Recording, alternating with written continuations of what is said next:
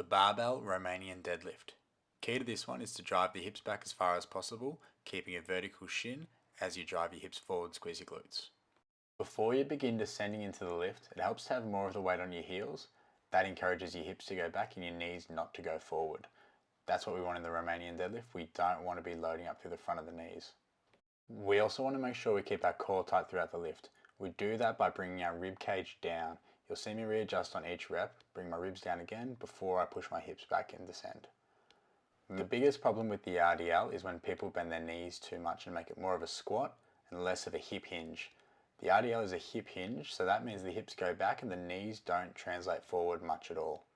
So to stand up from your deadlift, what you want to do is drive your hips forward and squeeze your glutes. If you don't do that and you just stand up, what that's going to look like is this. That's just standing up, that's not driving your hips forward. So that's using lower back and not using glutes at all. So when we come down into the lift, we really want to focus on driving the hips back and coming just below the knees with the barbell. That's a good general spot to aim for. Some people can come a bit lower, some people won't be able to go that low depending on their back angle. It totally depends on if we can keep a straight back as we come down.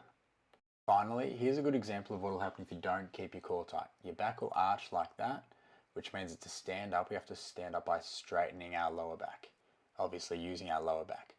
We want to keep our ribs down, core tight, and that'll keep our back in line so we can drive with our glutes.